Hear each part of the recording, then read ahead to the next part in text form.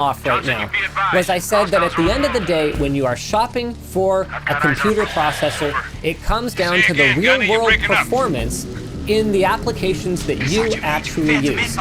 And because of Intel's stupid statements that they've been making recently about how they're pretty much downplaying actual real-world performance in real benchmarks, because they're making the argument that a lot of people don't use those particular applications, I'm getting caught up in this kind of crossfire where people are saying I'm some kind of an Intel shill because I'm saying real-world performance in applications that you use is what is important when you shop for a product.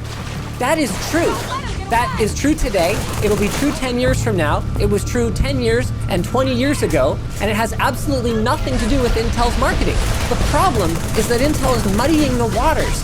They're taking a benchmark like Cinebench and they're saying, well, we should be putting less emphasis on this and we should be putting more emphasis on the applications that people are legitimately using every day. The problem is that here we've got a slide from this great article over on videocards.com. Hold on, where's this slide go? And for video editing, they're using Magic's Fast Cut Plus. What the f*** is Magic's Fast Cut Plus? And who the f*** is using it? How is that more real world than, like, you know, Cinema 4D, which is an actual application that real actual professionals do use? So people are drawing this false parallel between what I said, which is that if you're gonna shop for, if all you ever do is play Fortnite, that's all you do. You go to work, you get home, you turn on your computer, you play Fortnite, you go to sleep, you wake up in the morning, you go to work, rinse and repeat. That's all you do. Then the only thing that matters to you when you choose a CPU is how many FPS you get in Fortnite. That's it. That's all that matters, because that's what you actually do with your computer. You shouldn't buy a processor based on how good it is at running Cinebench, or how good it is at running Adobe Premiere, or whatever the case may be. That is a 100% truth. The issue is that Intel is using that truth as a shield and then twisting the narrative around to applications that people don't necessarily use. That was intense. That was my rant. I was just really upset by people when I was reading the comments on that video because A, I'm being accused of being a paid shill when I'm not. All we did is talk to people at Intel who gave us real information, nothing to do with these dumb slides, which I promise you we are going to get back to in a moment here, and people not understanding the video. It was a bit of a deeper dive video, and I can see how some people who think they're very smart and very perceptive and, oh, I'm seeing through the BS on this, actually just had no idea what I was talking about and defaulted to criticizing instead of just trying to actually understand what I was saying. I can see how there might have been some of that, but you know, there's just no excuse for it. If you don't understand the video, don't leave a comment. There was nothing in that video that was wrong, and I said nothing in that video that was an Intel marketing point that wasn't just completely correct. Now let's get into the problems with Intel's marketing that are making them look bad, making me look bad, and making their partners look bad. Okay, I'm going back to display capture. Guys, you can check out this full thing over on videocards.com. It really is worth a looky-loo because there's some just kind of shockingly frustrating stuff in here. So I'm just going to give it a little resizey size here so you guys can get a good look here. So, all right. Market landscape, blah, blah, blah. Now, these slides were limited distribution, not for end users. But the reality of it is if you're Intel, you're kind of a big voice, and whenever you say something, people sit up and take notice. So you can't pretend that when you're saying something, it's not going to eventually end up in front of the eyeballs of end users. It's just the way that it works. I'm sorry, guys, I don't make the rules. We live in the information age. Yeah, you got to deal with that. What do PC users actually do? Office applications, games, media consumption, light content creation, and game streaming. And this seems to be color-coded according to... I don't know what this color coding is. This is stupid. These are stupid colors. All right, so Chrome has a popularity of 63%. I don't know why they would arbitrarily isolate Chrome as web browsing. I would say if you just said web browsing, it would have a popularity of 100%, but you know, whatever. Minor details. Word, Steam, WinRAR.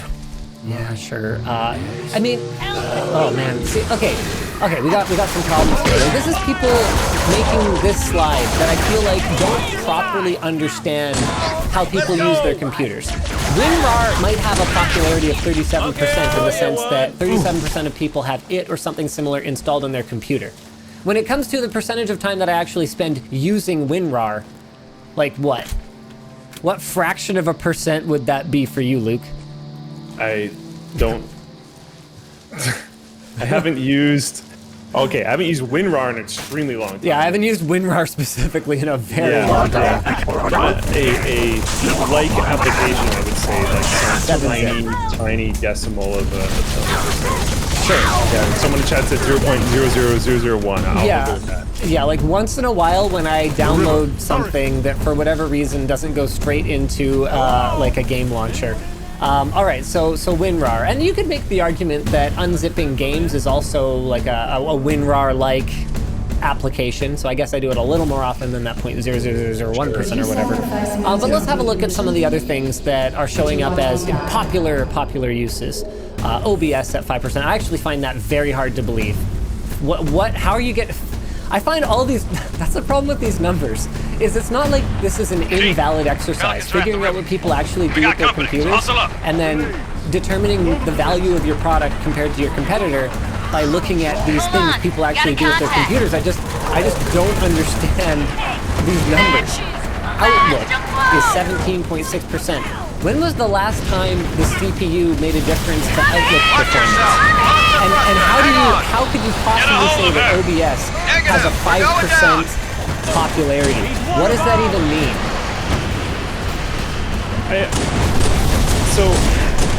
I think these slides are probably for people that are like the product managers at various companies. And I think it is a little bit negatively manipulative for that reason. But it's probably not. Okay, some of them, like I'm extremely surprised, 21.27% DLC. I was gonna, that was my next one. There's no way. There's just no way. Yeah. CSGO is also there's some stuff in here that's really weird, but like putting a thing up and being like, look, this is what most people use is not useless to a product manager that might be very taste, but it's being misused. Absolutely. These numbers feel very arbitrary. So then we move on to some of the other slides here. Gaming. The 9700K outperforms 3950X in popular games. Fair point. I don't know that I would say that Far Cry New Dawn and Far Cry 5 are especially popular games right now in this moment. Or almost any of these, to be completely fair. Well, Shadow of War is yeah, it kind of is. Far Cry New Dawn is kind of old. Total Warhammer 2. That's actually current. There's a bunch of these that people definitely play. Like, this is not... If we want to go back up to what PC users actually do draft, and try to apply that to these games, they're going to be really low percent. Yes. Okay, so now let's talk frequency advantage drives Intel's gaming leadership. Okay, so like And like some of these examples, sorry to just jump back in. Yeah. Like World of Tanks, like, yeah, okay, if you have a 9700K, you're probably fine in World of Tanks. If you have a Ryzen 9 3950X, you're fine in World of Tanks. So like you're not. Intel needs to get their story straight because they can say that, you know, oh yeah, it's only applicable to a small percentage of users, Cinema 4D, which they have on there as 0.54%, or Adobe Premiere, which they have on as 3.7%. That's only applicable to a small percentage of users. I would make the argument that an 11 to 18% FPS improvement in most games is only applicable to competitive players who are a very small percentage of users.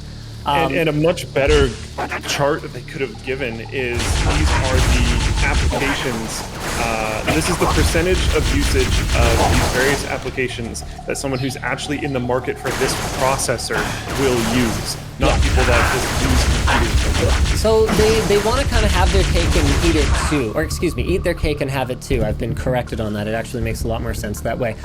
So they want to say, okay, well, these things aren't that important, so we should like ignore them. But also, rah, we've got this thing that I would make the argument that once you get beyond probably in the neighborhood of 75 to 120 or so FPS, it is a point of extremely diminishing returns for the vast majority of people. I consider myself pretty sensitive to low FPS. Like if there's a stutter or frame rate dip, I'm gonna feel it if I get down to 70 to 85 FPS. But beyond about 100, I usually can't tell, especially if I'm using like a refresh rate synchronization technology like desync or FreeSync. Okay, moving on. Frequency drives Intel's gaming leadership. Yes, having higher frequency versus more cores is more important for gaming these days.